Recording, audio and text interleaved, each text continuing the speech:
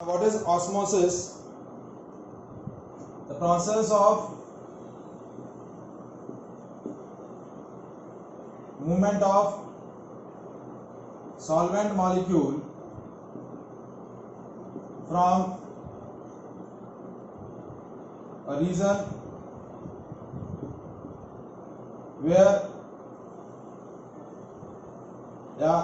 movement of solvent molecule from higher concentration to lower concentration through semi-permeable membrane. Yeah, it can be also defined as higher water concentration. ठीक है, ये higher water concentration या higher solvent concentration to lower solvent concentration. मतलब हम क्या बोल रहे हैं कि सॉल्वेंट मॉलिक्यूल का उस रीजन जहां से उनका कंसंट्रेशन ज्यादा है, जहां उनकी कंसंट्रेशन सॉल्वेंट मॉलिक्यूल की ज्यादा है, उस रीजन से वो उस रीजन में ट्रांसफर हो रहे हैं जहां उनकी कंसंट्रेशन कम है. या फिर we also define as the process of movement of solvent molecule from lower molar concentrate solution to higher molar concentrate solution through semi permeable membrane. देखिए, the solution whose molar concentration is low to the solution whose molar concentration is high. जहां आपकी molar concentration low होगी वहां solvent का concentration high होगा. देखिए उल्टा process है. यहां मैंने लिखा higher solvent concentration to lower solvent concentration और यहां मैंने क्या लिखा higher lower molar concentration to higher molar concentration. देखिए जहां solution का concentration low होगा वहां solvent की अमाउंट ज्यादा होगी, सॉल्यूट की अमाउंट कम होगी. और जहां आपका हायर मोलर कंसंट्रेशन है वहां सॉल्यूट का अमाउंट मतलब सॉल्यूट का अमाउंट ज्यादा है सॉल्वेंट के कंपैरिजन में, वो ज्यादा कंसंट्रेट है. तो सॉल्वेंट मॉलिक्यूल्स का जो मूवमेंट है सेमी परमेबल मेम्ब्रेन के थ्रू, तो that process is called osmosis. उस प्रोसेस को हम क्या बोलेंगे? Osmosis. We can explain or we can understand this phenomena by taking an example. Suppose आप एक एग ले लें, ठीक है. एग के ऊपर क्या होती है? कैल्शियम कार्बोनेट की कवरिंग होती है, ठीक है. So you can remove that covering bye dissolving the egg into the dilute HCl. जैसे ही आप क्या करेंगे? डाइल्यूट HCl में ऐड करेंगे तो डाइल्यूट HCl कैल्शियम कार्बोनेट से रिएक्ट करके कैल्शियम क्लोराइड बना लेगा और वो एग पर जो कैल्शियम कार्बोनेट की लेयर है वो रिमूव हो जाएगी. Now we are adding the egg into the water. हमने क्या किया? उस एग को क्या कर लिया? ये आपका एग था, उस एग को आपने क्या कर लिया? वाटर में ऐड किया. ये वाटर और this is your egg. Now what will happen? The water present outside the egg insert into the egg and swell up. ये जो वाटर है वो क्या होगा? इस एग में ट्रांसफर होगा और क्या कर देगा? एग के साइज को बड़ा कर देगा. क्योंकि बाहर वाटर कंसंट्रेशन ज्यादा है, वाटर का अमाउंट ज्यादा है compare to the water present the egg. तो वाटर मॉलिक्यूल क्या होंगे? इसके अंदर एंटर करेंगे और एग के साइज को क्या कर देंगे? स्वेल अप कर देंगे. अब यही सेम एग यदि मैं क्या करूं? If I place this egg into the salt solution,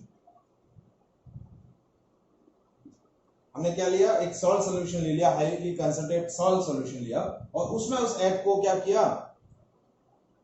place कर दिया. Now what will happen? The water present inside the egg extract out from it means water molecule का movement कहाँ होगा? From egg to highly concentrate salt solution. Water जो होगा वो egg से बाहर आएगा और किस तरफ मूव करेगा, सॉल्ट सॉल्यूशन में, और इसकी वजह से क्या हो जाएगी, आपकी जो एग है वो श्रिंक हो जाएगी। क्या हो जाएगी, श्रिंक हो जाएगी। यहां स्वेल अप हुआ, यहां क्या हो गया, श्रिंक हो। So the movement of water molecule from lower molar concentration to higher molar concentration through the semi-permeable membrane। देखिए इसके अंदर आपका अंदर की साइड में कंसंट्रेशन हाई था, बाहर की तरफ कंसंट्रेशन लो था, पानी था, तो पानी अंदर गया और एग की सेल को उसने स्वेल अप कर दिया। यहां पर क्या था, आपका बाहर की तरफ कंसंट्रेशन ज्यादा था और अंदर की तरफ सेल के अंदर मोलर कंसंट्रेशन लो थी, तो water is flowing from lower molar concentration to higher molar concentration, so that will be shrink the egg, ठीक है। so that process is called osmosis। Real life application इसकी क्या है, देखिए जैसे आपका रॉ मैंगो होता है, जो इस सीजन में हम नॉर्मली क्या करते हैं, पिकल वगैरह बनाते हैं, तो रॉ मैंगो को इस तरीके से नमक के पानी में क्या कर देते हैं, डिसॉल्व करके रखते हैं। तो नमक के पानी में जैसे डिसॉल्व करेंगे तो जो रॉ मैंगो होता है उसमें जितना भी वाटर कंटेंट होगा वो बाहर आ जाएगा and it will be shrink और सॉफ्ट हो जाएगा। वो क्या हो जाएगा, सॉफ्ट हो जाएगा, ठीक है। जो रेजिन्स होती हैं, रेजिन को आप रात में पानी में भिगो के रखते हैं, ठीक है, सुबह आप देखते हैं तो क्या होते हैं, स्वेल अप हो जाती है। तो वहां क्या होता है, वाटर जो है वो रेजिन के अंदर इंसर्ट कर रहा है, क्योंकि वाटर मॉलिक्यूल जो है, वाटर कंसंट्रेशन बाहर ज्यादा है अंदर कम है, तो वाटर इंसर्ट करेगा और वो स्वेल अप कर देगा। तो इस एग्जांपल में, इस फर्स्ट केस के अंदर आपका जो वाटर है, वाटर की मोलर कंसंट्रेशन कम है, सेल की मोलर कंसंट्रेशन, सेल के अंदर जो लिक्विड है इस एग सेल के अंदर उसकी कंसंट्रेशन ज्यादा है। तो this water is known as hypotonic, इसको क्या बोलेंगे, हाइपोटोनिक सॉल्यूशन। और सेकंड केस के अंदर ये जो सॉल्ट सॉल्यूशन है इसको हम क्या बोलेंगे, hypertonic solution.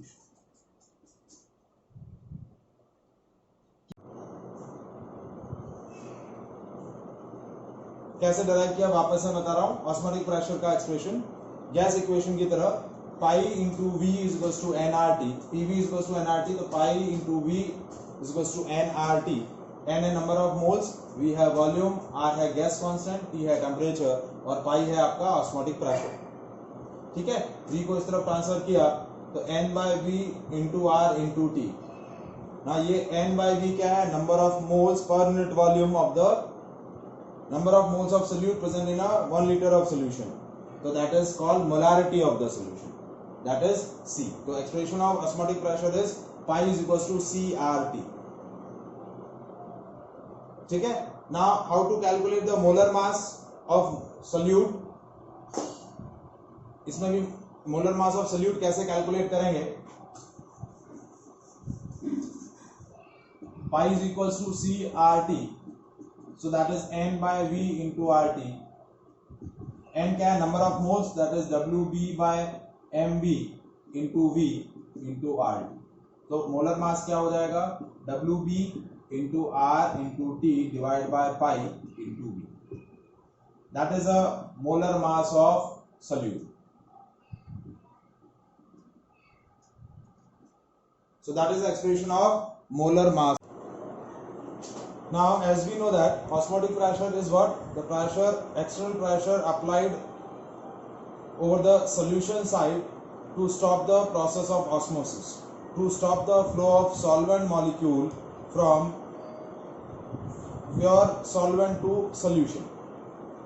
That process is called, if the solvent and solution is separated by a semi-permeable membrane, that is a solvent, and that is if I am taking solution, so water molecules are flowing from higher concentration to lower concentration, means they are flowing from solvent to solution, so that process is called osmosis।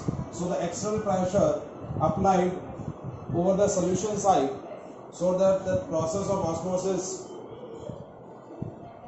becomes stopped, that external pressure applied over the solution side is called osmotic pressure, and the expression of osmotic pressure is pi V is equals to nRT, similar to gas equation. जैसे gas equation PV is equals to nRT कैसे होता है, वैसे ही osmotic pressure को हम represent करेंगे pi V nRT. So pi is equals to n by V RT, where n is number of moles, V is a volume. So number of mole per unit volume is called concentration.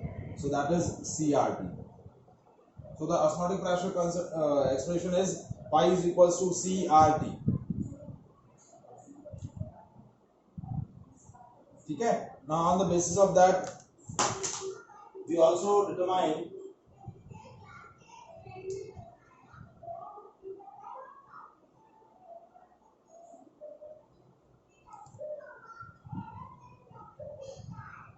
the expression of molecular mass of non-volatile solute. कैसे calculate करेंगे, देखिए pi is equals to n by V into RT. Now V n is number of moles, so pi is equals to W by M, that is mass of solute upon its molar mass into V into RT. So molar mass का expression क्या हो जाएगा, V W RT by pi V. So that is a expression of molecular mass of non-volatile solute,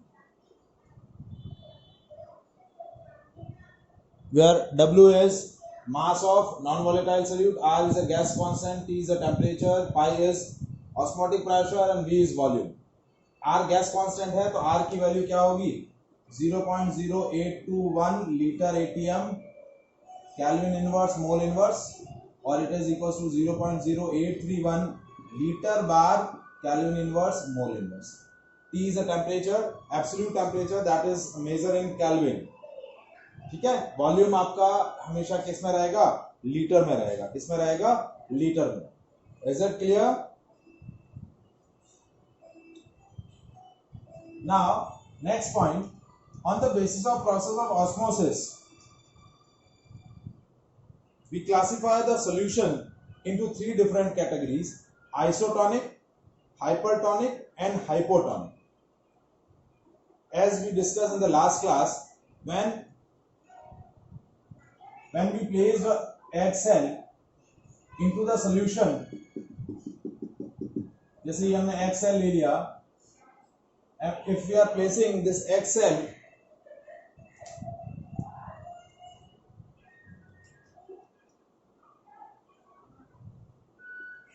ये आपकी egg cell है और that placed in a solution. Now the concentration of this solution outside the cell is less than the concentration of liquid inside the cell. तो क्या होगा, water or the solution outside the cell is transferred into the cell, और इसकी वजह से क्या हो जाएगा, आपका सेल का साइज जो है वो बढ़ जाएगा. सेल क्या हो जाएगी, स्वेल अप हो जाएगा. देखिए सपोज इनसाइड द सेल जो आपका सॉल्यूशन है या जो भी लिक्विड कंटेन है उसकी कंसंट्रेशन C1 ले लूं, और बाहर जो लिक्विड है उसकी कंसंट्रेशन C2 ले लूं. C1 is concentration of liquid inside the cell and C2 is concentration of liquid outside the cell. Now if C2 is less than C1 means outside the cell जो liquid है उसकी concentration inside the liquid की concentration से कम है, then liquid enters into the cell and swell up the cell. Cell क्या हो जाएगी, स्वेल अप हो जाएगी. Then liquid outside the cell is known as hypotonic solution. ये जो बाहर जो लिक्विड है इस लिक्विड को मैं क्या बोलूंगा, हाइपोटोनिक. जैसे if you place resin into the water, morning में आप क्या देखते हैं, रेजिन जो होती हैं वो स्वेल अप हो जाती हैं क्योंकि water is inserted into the resin. तो जो वाटर है, वाटर क्या है आपका, हाइपोटोनिक सॉल्यूशन है क्योंकि उसकी कंसंट्रेशन सेल के अंदर प्रेजेंट लिक्विड की कंसंट्रेशन से कम है. Now next if the concentration of liquid outside the cell whose concentration is more than the concentration of liquid inside the cell, जैसे सपोज यहां हमने इस बार क्या ले लिया, suppose we are placing the X cell into the NaCl solution, हमने किसमें प्लेस कर दी, ये हमने NaCl ले लिया, वाटर के बजाय हमने क्या प्लेस कर दिया, NaCl प्लेस कर दिया. तो what will happen, the liquid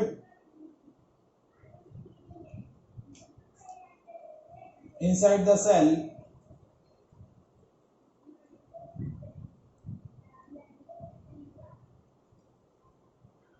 extract out या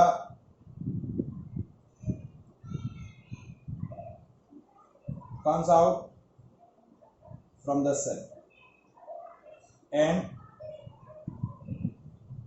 cell will be shrink. आपकी सेल क्या हो जाएगी, श्रिंक हो जाएगी, उसका शेप साइज छोटा हो जाएगा. ये C2 है, ये C2 और इसमें जो लिक्विड प्रेजेंट है उसकी concentration C1. If the C2 is more than C1, then liquid inside the cell comes out from the cell and cell will shrink. ठीक है. So then the liquid outside the cell is known as hypertonic solution. उसको हम क्या बोलेंगे, hypertonic solution.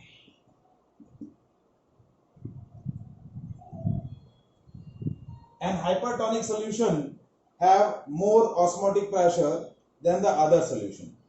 Hypertonic solution has more osmotic pressure than the other solution. And hypotonic solution जो हमने last इससे पहले जो डिस्कस किया था, hypotonic solution का जो osmotic pressure होगा that will be the lesser than the other solution. Hypertonic solution का ऑस्मोटिक प्रेशर ज्यादा होगा क्योंकि कंसंट्रेशन ज्यादा है, तो ऑब्वियस सी बात है ऑस्मोटिक प्रेशर भी ज्यादा होगा, क्योंकि ऑस्मोटिक प्रेशर क्या होता है, pi is equal to CRT. R और T कांस्टेंट है, पाई किस पे डिपेंड करेगा, directly pi is directly proportional to the concentration. तो कंसंट्रेशन ज्यादा होगी तो ऑस्मोटिक प्रेशर ज्यादा होगा, कंसंट्रेशन कम होगी तो ऑस्मोटिक प्रेशर कम होगा. So the osmotic pressure of hypertonic solution is more than the other solution and osmotic pressure of hypotonic solution is less than the other solution. अब suppose if the concentration of both the liquid outside the cell and inside the cell is equal, then such a solution is called isotonic solution. Means then the liquid outside the cell is known as isotonic solution. And क्या होगा, no flow of water या liquid through semi permeable membrane. किसी भी तरीके का liquid का flow नहीं होगा, ठीक है. यदि दोनों कंसंट्रेशन सेम रहेगी तो किसी भी तरीके का लिक्विड फ्लो नहीं होगा, ना इनसाइड द सेल ना फ्रॉम आउटसाइड द सेल, और ऐसा सॉल्यूशन क्या बोला जाएगा, आइसोटोनिक सॉल्यूशन. और आइसोटोनिक सॉल्यूशंस में दोनों लिक्विड की कंसंट्रेशन क्या रहेगी, सेम रहेगी. When the concentrations are same then their osmotic pressures are same. pi 1 is equals to pi 2. So if the two liquids have the same osmotic pressure are called isotonic solutions, or if they have same concentration then they are also known as isotonic solutions. तो देखिए isotonic solution में concentration equal होती है, तो concentration क्या होता है, number of moles per unit volume. तो that is W1 upon M1 into V1 is equals to W2 upon M2 into V2. That is for isotonic solution.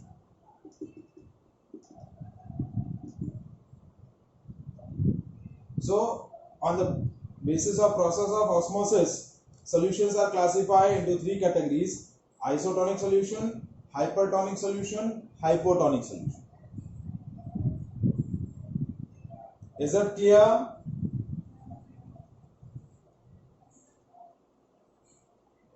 In the difference of osmosis and diffusion, तो हमने क्या discuss किया था कि diffusion can never be stopped and never be reversed.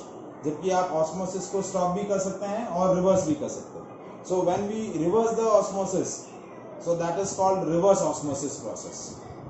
ठीक है, short form में इसको हम क्या बोलते हैं, RO। RO जो आपकी RO होती है, वाटर प्यूरिफायर होता है, तो वाटर प्यूरिफायर जो होता है वो RO प्रोसेस पे वर्क करता है, रिवर्स ऑस्मोसिस।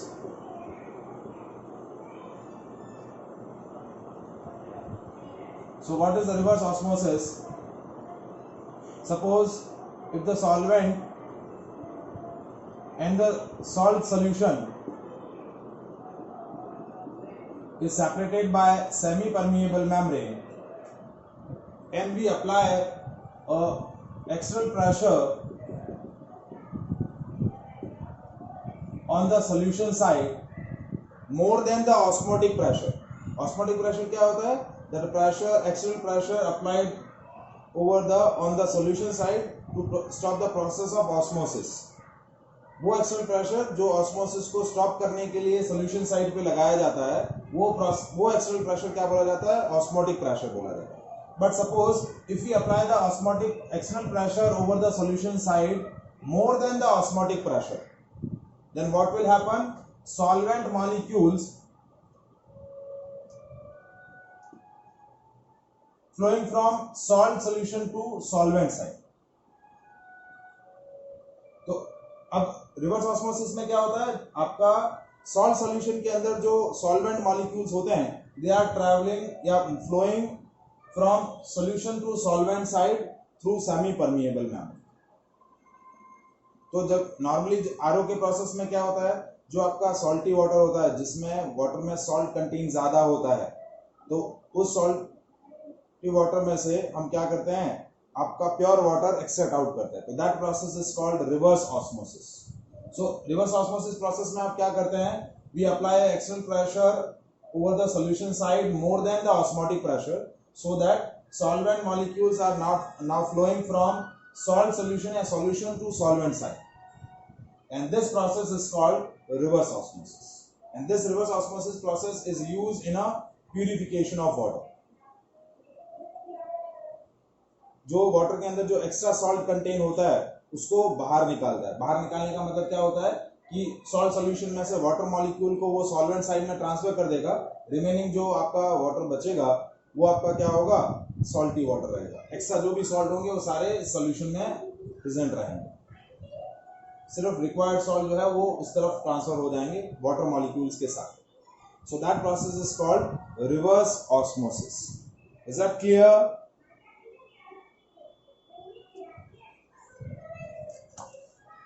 ठीक है, ठीक है। ये आपका सॉल्वेंट जो है ये क्या है, आपका नॉर्मली फ्रेश वाटर, ये फ्रेश वाटर है, ये आपका सॉल्टी वाटर है या सॉल्ट सॉल्यूशन बोल दें आप।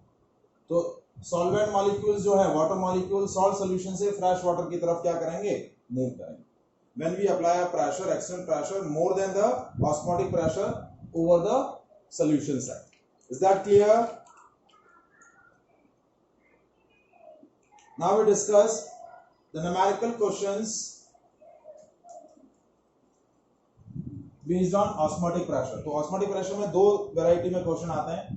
एक तो आता है पाई V इक्वल्स टू CRT, एक इस फॉर्मूले पर बेस्ड रहता है, पाई इक्वल्स टू CRT। दूसरा molecular mass that is WRT by pi V, ये molecular mass of non volatile solute. और तीसरा जो वैरायटी रहता है that is based on isotonic solution, C1 is equals to C2, that is W1 upon V1 into M1 is equals to W2 upon V2 into M2। तीसरा variety जो रहता है वो आइसोटोनिक सॉल्यूशंस का रहता है। These variety of questions basically asked in a osmotic pressure। So first question, 0.025 moles of glucose are dissolved in 500 ml of aqueous solution at 20 degree centigrade। what is the osmotic pressure of the solution? आपको क्या दिया है, 0.025 moles of glucose dissolved in 500 ml of water, यानी volume कितना दिया है, 500 ml of water at temperature 20 degree centigrade। तो इसको केल्विन में कन्वर्ट करें तो 273 plus 20 that is 293 केल्विन। हमेशा जो आपका ऑस्मोटिक प्रेशर का जो एक्सप्रेशन है उसके अंदर टेम्परेचर हमेशा एब्सोल्यूट रहेगा। क्या रहेगा? एब्सोल्यूट टेम्परेचर रहेगा। और वॉल्यूम जो होगा हमेशा लीटर में रहेगा।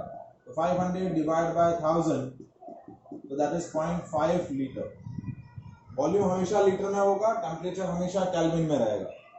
ठीक है। आर की value 0.0821 litre ATM kelvin inverse mole inverse. ये वैल्यू आपको बाय डिफॉल्ट याद रखनी है। ठीक है। तो अब पाई की value pi v is equals to N R T, pi is equals to N R T by V, pi is equals to N R T by V. ठीक है। तो n दे रखे हैं आपको 0.025, आर की value 0.0821 into 293 divide by volume is 0.5। ठीक है। इन सारे पैरामीटर्स को आप सॉल्व करेंगे। ये 1000, ये भी 1000, ये आपका 100, ये 10 हो गया। तो पाई की वैल्यू आ गई 25 into 8, 21 into 293 into 10 divided by 5 into 1000 into 1000। ठीक है। ये 5 हो गया, 10 से ये कैंसिल हो गया, ये 20, pi is equal to 821 into 293 upon 20,000। जब आप इस वैल्यू को सॉल्व करेंगे वैल्यू कम्स 1.2 ATM। कितना वैल्यू आया? 1.2 ATM। क्योंकि प्रेशर एटीएम में क्यों आया? क्योंकि हमने आर की क्या वैल्यू ली? 0.0821 लीटर एटीएम। ये वैल्यू ली, इसलिए हमारा प्रेशर किस में आया? एटीएम में आ गया। क्या इसमें आया? एटीएम में आया। Is that clear?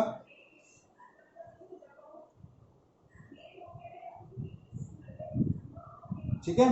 Now next question. At 310 Kelvin, osmotic pressure of blood is 8.21 atm. How much glucose should be dissolved in 2-liter solution for an injection which is isotonic with the blood? Temperature क्या है? At 310 Kelvin, osmotic pressure of blood is 8.21 atm. Osmotic pressure कितना दिया? 8.21 atm। ठीक है। Temperature है 310 kelvin, volume is 2 litre, 2 litre solution है। तो आपको पूछा है हाउ मच ग्लूकोज, यानी W का अमाउंट ऑफ ग्लूकोज आपको पूछा है। Osmotic pressure sorry non volatile solute का मास पूछा है। अब M क्या है? That is molar mass of glucose C6H12O6। ठीक है। तो ग्लूकोज का मॉलिक्यूलर मास कितना होगा? 6 into 12 plus 12 into 1 plus 6 into 16, that is 180 gram per mole. So now pi V is equals to W by capital M into R। M by R, number of moles की जगह हमने क्या रख दिया? Mass of volatile solute और non volatile solute upon molar mass of non volatile solute. ठीक है। आपको कैलकुलेट करना है W की वैल्यू। तो W क्या हो जाएगा? Pi into V into M by R into T। यह 8.21, V की वैल्यू है 2 लीटर इंटू M है 180 डिवाइड बाय R 0.0821। अब R की वैल्यू ये क्यों प्लेस करी? क्योंकि आपका प्रेशर किसमें दिया हुआ है? एटीएम में। तो 0.0821, ठीक है, इनटू टेम्परेचर है 310। ठीक है। तो देखिए 8.21, ये देखिए ये 100 हो जाएगा और ये कैंसिल होके 10,000, 1 2 3 4, ये 1 2 और ये 1 2 कैंसिल, ये कैंसिल, ये 821 से 821 कैंसिल, ये हो जाएगा 200 into 18 divide by 31, 200 into 18 divide by 31।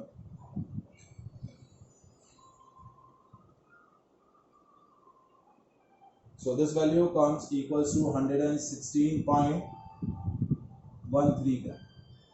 So that amount of glucose is required to dissolve in a 2 liter solution. Now the next question, a 4% solution of sugar is isotonic with 3% solution of an unknown organic substance. Calculate the molar mass of unknown substance. 4% solution of sugar, 4% solution of sugar is isotonic with 3% solution of unknown substance.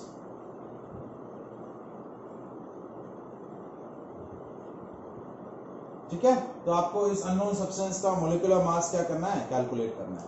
So isotonic means both have same osmotic pressure, both have same concentration. So W1 upon M1 into V1 is equals to W2 upon M2 into V2. अब पहला जो है sugar solution है, तो इसकी concentration क्या दे रखी है, 4% solution means 4 gram of sugar dissolve in 100 ml of solution. क्या दे रखी है, 4 gram of sugar dissolve in 100 ml of solution.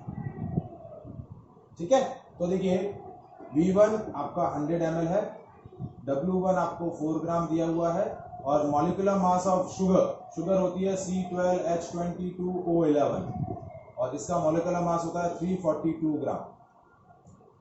अब V2 का जो अमाउंट दे रखा है, कंसंट्रेशन दे रखा है, वो दे रखा है, दूसरा सोल्यूशन जो है वो 3% सोल्यूशन है, यानी 3 gram of unknown substance dissolve in 100 ml of solution. तो V2 कितना दिया है, अगेन 100 ml. W2 आपको 3 ग्राम दिया है, M2 आपको पूछा है. तो देखिए ml है तो लीटर में कन्वर्ट करना चाहें तो कर लें, नहीं करेंगे तो भी चलेगा क्योंकि कैंसिल हो जाएंगे.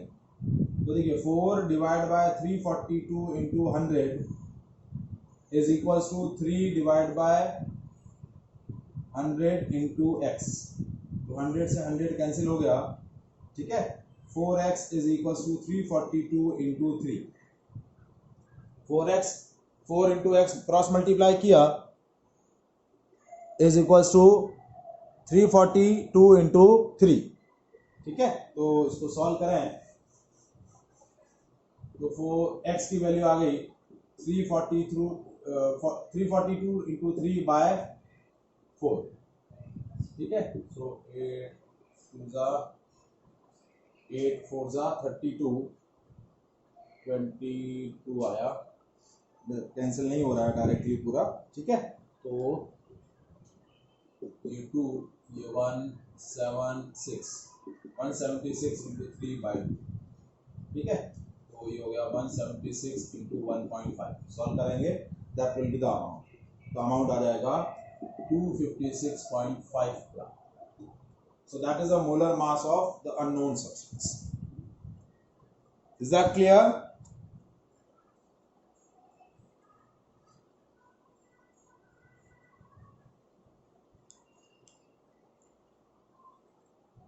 So these variety of questions basically asked in osmotic pressure.